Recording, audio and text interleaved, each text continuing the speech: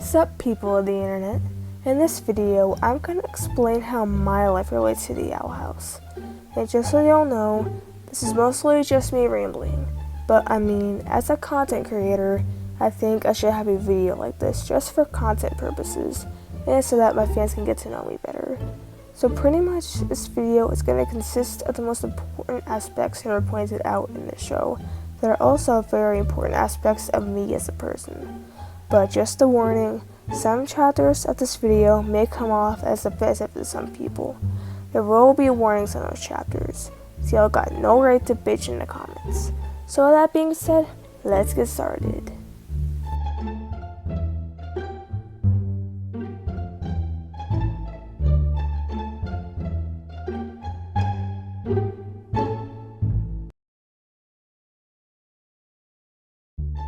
I'd hate to say it, but this is by far the most overlooked aspect of this analysis, despite it being the first.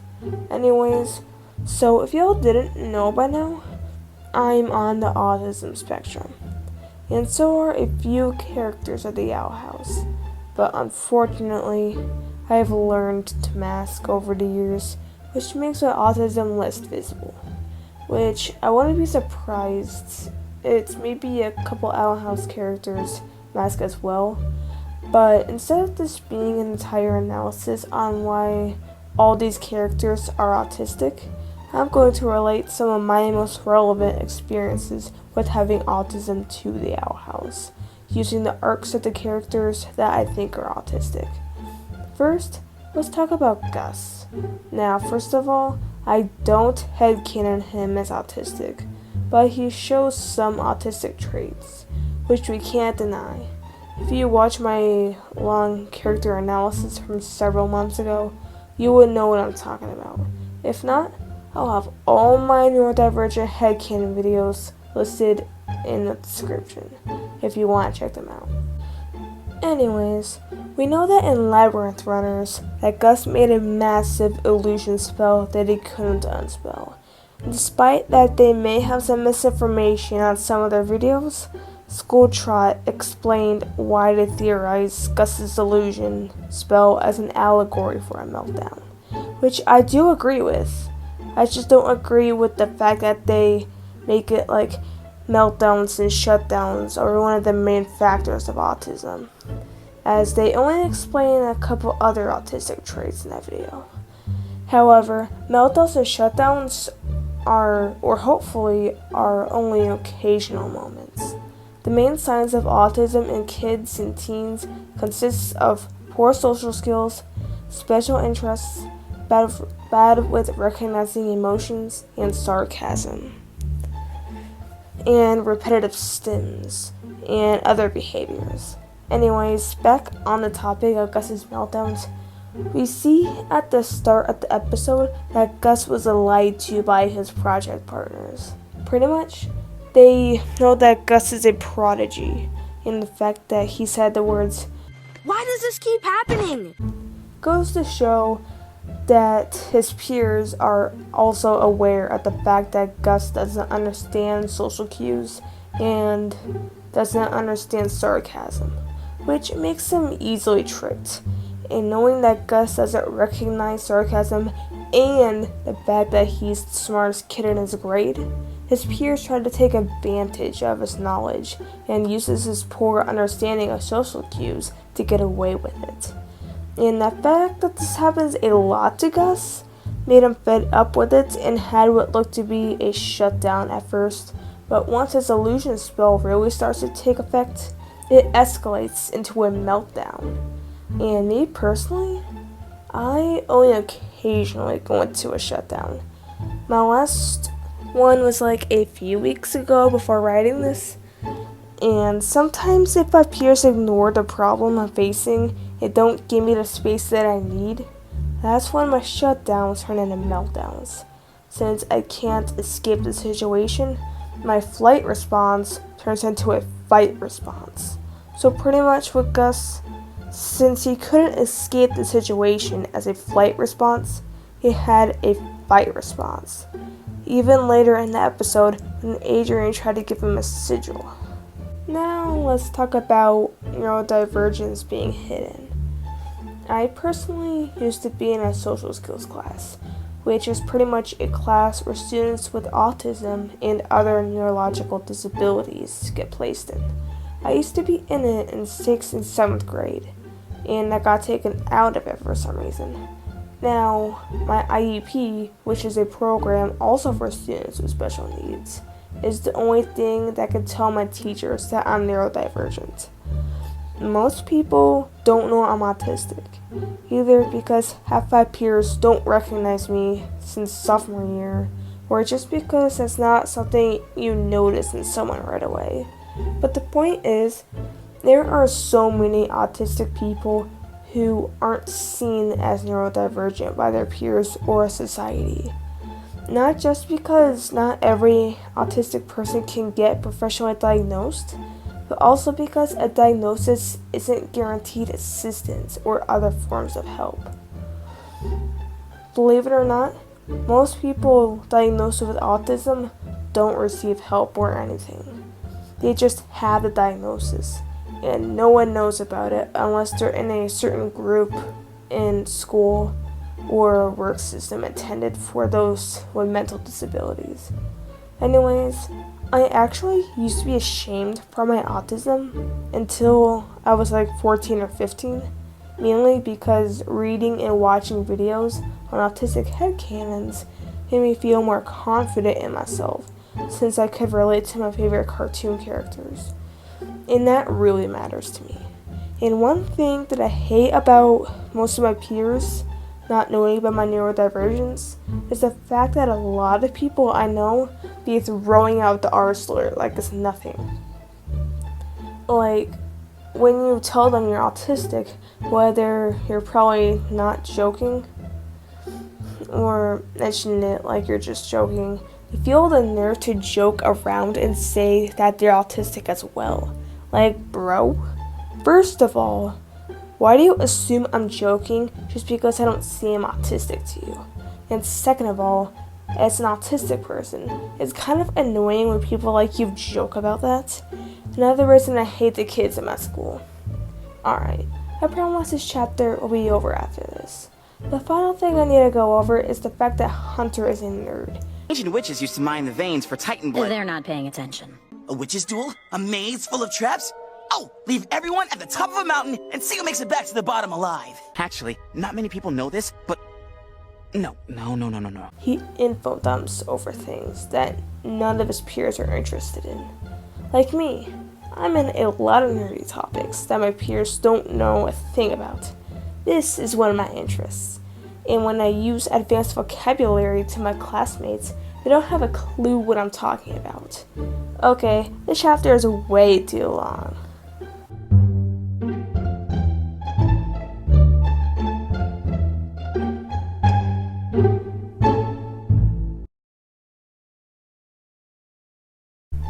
This is by far the most obvious thing about me, and that I can relate to the outhouse.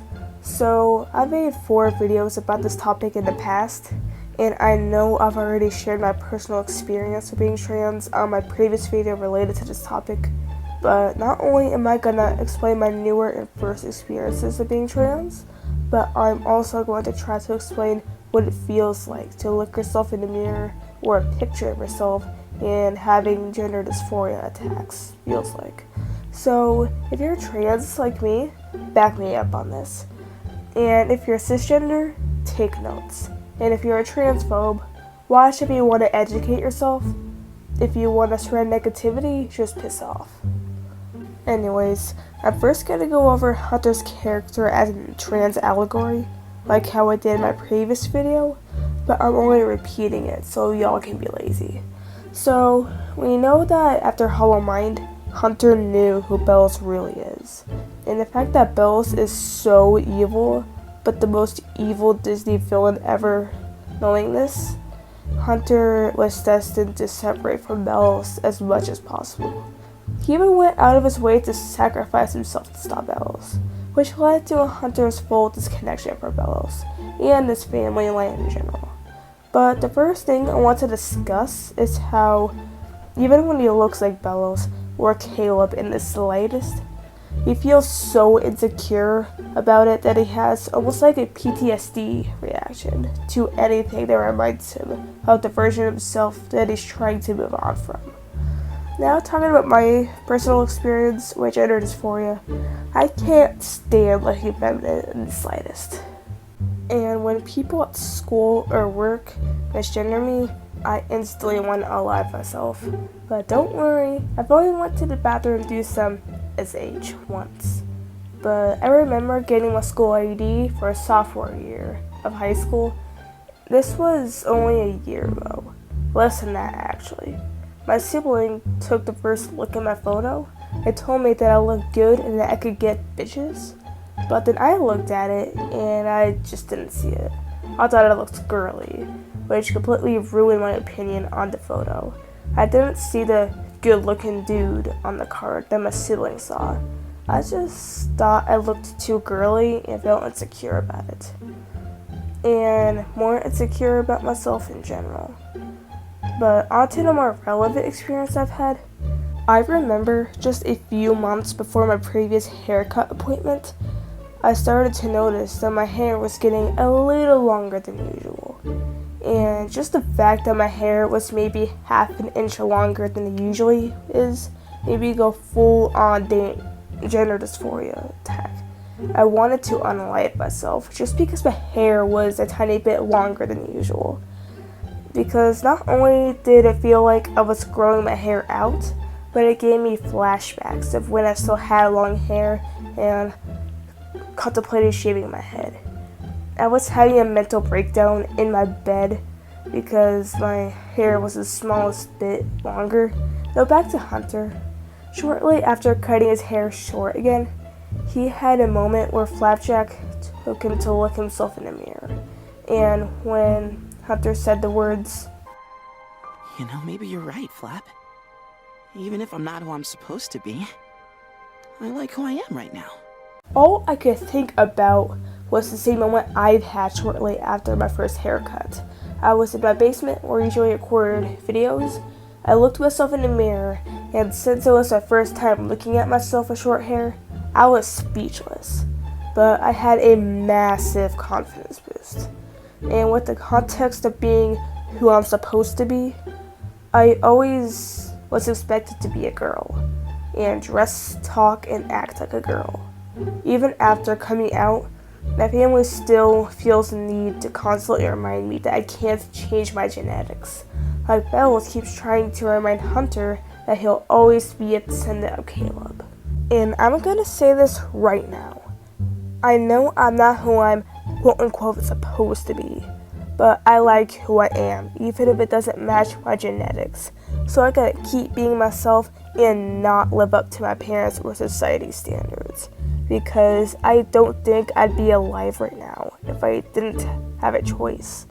Y'all should be putting your loved one's mental health before your rules, for crying out fucking loud. Lastly, in general, Hunter pretty much has to live with the fact that he can't change his genetics and that he will always be a copy of Caleb.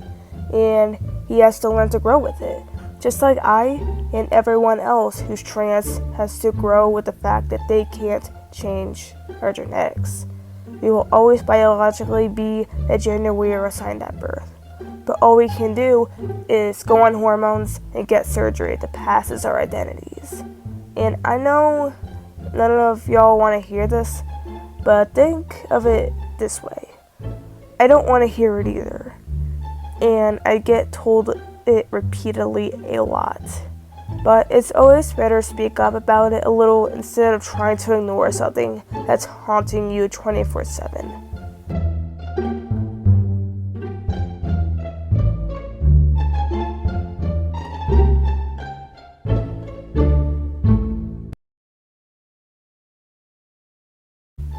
Now time to explain what gender dysphoria feels like, to the best of my abilities. And if you're trans as well, represent it, tell some of your experiences in the comments. Alright, so the first thing I could think of at the top of my head is this image. We see Hunter having a panic attack and impulsively cutting his hair, since it's long like Caleb's hair. and Caleb is the person he's trying to disconnect from. And since we saw it in the Thanks to Them montage, his long hair gave him a flashback of Caleb. Now, how do I plan relating this to gender dysphoria? Well, it's quite simple. I've just told a story about how I feel insecure about my hair getting too long for my liking. And when it gets that long, I get flashbacks of being a girl. The version of myself I was unhappy and emotionally unstable as.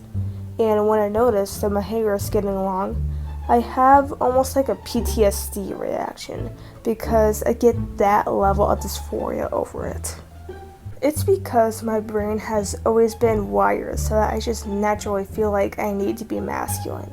And if I can't, I will feel so insecure about myself. Like, think of it like you feel a preference of being masculine so strong that you require that you're masculine, or you'll have a PTSD reaction and have a high level of gender dysphoria that'll make you want to kill yourself. This is exactly how I feel gender dysphoria and the concept of being transmasc in general. And I've struggled with this in my entire life. It's like neurodivergence, except it's not really a disorder, but rather something that's just part of you as a person. And I've done research, and the psychology behind being trans is when you're born. Instead of your brain being structured and functioning like your biological gender, it's constructed as and wired to function as a gender you feel. That's the neurological part of it. The mental part of it is how gender dysphoria functions in your brain. Your brain is aware that the rest of your body isn't structured how the brain is structured and functioned. And when it knows this, adding onto the transphobia received by society, your brain registers it as a personal attack and causes you to feel dysphoria, just like it would cause you to feel depression or other mental health disorders. So at this point, you just cannot deny the facts. Not even a stupid Bible verse.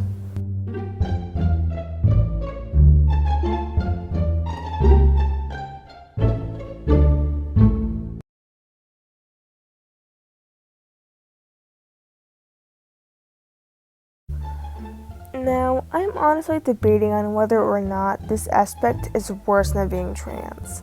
Anyways, before I get into detail with my experiences with this, just know that my mother is a big-time conspiracy theorist, also with religious trauma. She doesn't want to believe it, but she does, okay?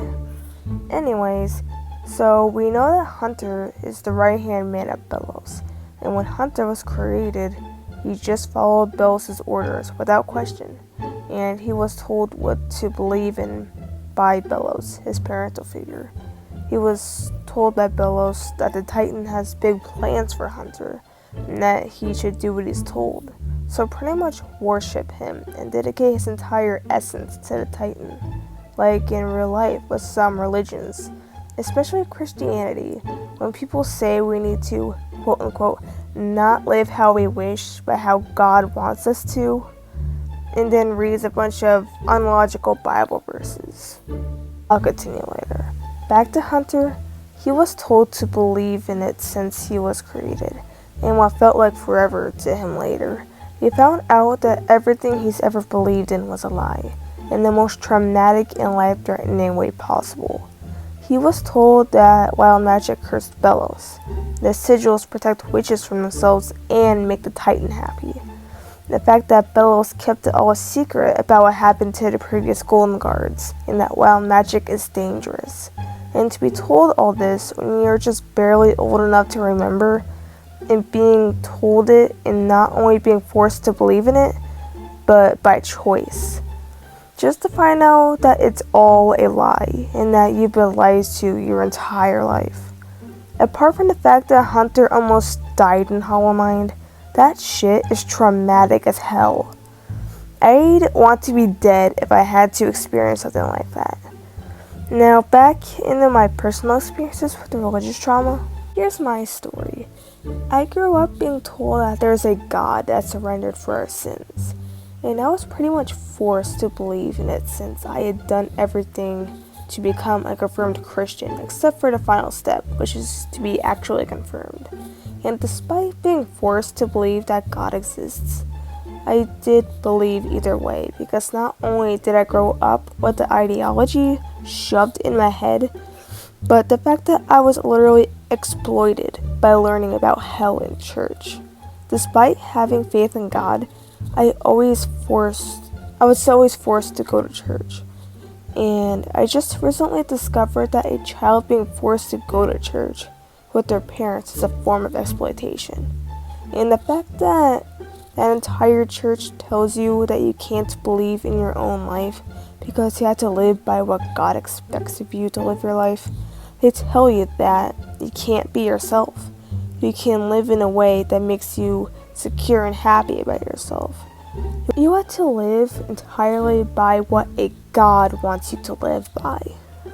And my mom has told me about verses in the Bible she read taught her that we chose to come down and live in the flesh. And that those who are queer, like me, chose to come down here to have intercourse and be trans. Red flag. And now she tells me that there's some sort of deep symbolism to everything that we've all been lied to since we were born. And that doing stuff like yoga is demonic. Getting the booster is demonic. Getting a teacher to teach children the quote-unquote agenda shit is demonic. And that you're going to hell for it. I think you get the point. But I've changed my mind since my previous video essay. I'm currently debating over if I believe in God or a different power. I don't really believe in that power as much as I used to, but a part of me still wants to believe in that power, just like the scene in Labyrinth Runners. It's hard when you can't trust yourself. I spent my whole life believing I was doing something good or someone good, but it was a lie. And some part of me still wants to believe in that lie. By far, one of the most relatable lines in the show. So, they'll look at me pretty much like everyone I know in real life and say that I just have an anxiety disorder. Well, if you're a therapist, you might as well use this chapter to diagnose me. Anyways, there are a few characters of the Owl House that we know have PTSD, and others have traumatic events that somehow didn't really affect them like it did with other characters. Let's start with Hunter. Hunter is abused by Bellows when he does something that bends his ideology.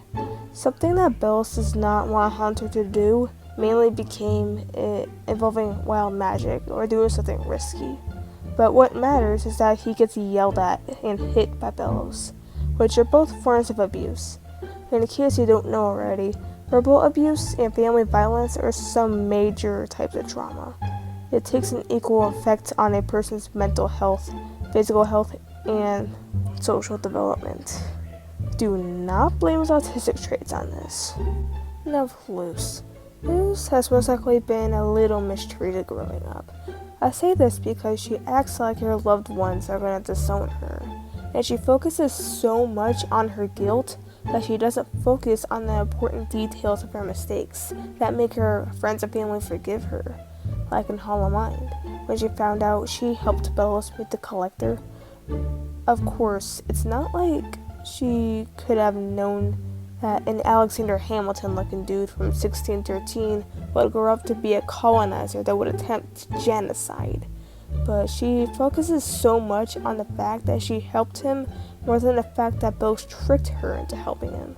So she thinks that everyone would hate her if she admitted to it. But because she thinks she deserves to be hated, she fessed up. And with my personal experiences with family and relationship trauma, as I said in that chapter about religious trauma, my mom is pretty much a lost cause in her religion. And she dumps the info on me and pretty much forces me to believe in what she believes, which is a form of pride and a major sin. And she's already shoved it in my head 12 times that I'm going to hell for wanting to transition. And it's like, girl, I'm pretty sure I'm already going to hell just for having a feeling since I was just a sperm cell. What the fuck? And then she tells me that she's going to force me to watch this film about hell and Satan. and apparently if I watch it, I will believe in God and Satan, and what I would do everything in my power to not do anything that'll send me to hell. 3 things I have to say to that. First of all, someone needs to tell her that forcing religion is a major sin, probably much of a sin as being queer. And second of all, you can't force someone to watch, read, or listen to anything against their will, especially if it's forcing religion. And third of all, nothing can describe what another dimension is like. I mean, sure, it would probably traumatize me for the rest of my life, but I'm sorry, but a video can't prove shit. But the reason I brought this up is because every time she brings it up, I feel like I'm gonna have a panic attack, because my mother is trying to traumatize me just to make me believe in her beliefs. I don't care how real it seems to you, no human has the right to force it on another human being. And mark my words, I will run away before I watch that shit. I'm currently anticipating it. I don't know about you, but that seems like enough trauma to have some sort of PTSD. Now, I got some A-list people watching this, but if you're interested in how I gain trust issues, one of the reasons involves a breakup, keep watching. So first, let's talk about the breakup. So back in April this year, I was dating a guy. Yes, this is a trans guy because I'm gay. Now, this may sound a bit familiar to some of you. His name is Felix. Yes, the dude I mentioned in my watching and dreaming predictions. I love Rain so much, and their first interaction with Ida reminds me so much of my first interaction with a kid in my history class. Let's just call him Felix. And who I meant by partner in my channel updates. I need to move away. By the way, my plans with that had changed because my partner's going to college and I'm not. Is it adding up yet? I hope so. Anyways, I'm gonna keep this story short. So, me and Felix got together since I kinda had a crush on him, and he happened to start having feelings for me too. So we got together the first time we hung out after school. And the next day, he admitted he wasn't sure that it was what he wanted yet. So, we broke up again. And then, let's fast forward 2 days later, we hung out again, and he's all like, yeah, I think we should try again.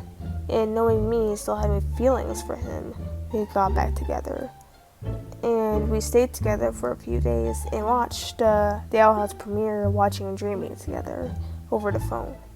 And the day after that, he dumps me again and ghosts me, and then befriends me again later that night. And pretty much left me manic the entire day. And we stay as friends for like a week. Then he goes to a mental hospital for another week because of a relationship. And then like 2 days after he gets out, we hang again. And of course we get back together. And then we date for almost a month. Then he decides to break up for good and ghost me for good. And we haven't really spoke since. Now, before you'll say in the comments, it's just a breakup, get over it. First of all, that was our first real romantic relationship. It's not like I'm a that goes person to person. And I didn't dump that dude once. He dumped me. He just didn't give a shit. And it's not like I knew how a queer relationship would go. So how the fuck was I supposed to know? Now that's just where my trust issues came from.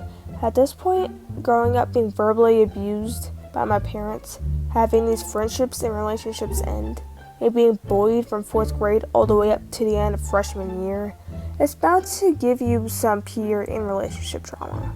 And now I have to watch what even small thoughts going through my head because they're coming true as if I was a god or something. So yeah, I'm proud to say that I'm just a traumatized, autistic lost boy pretending to know what I'm doing.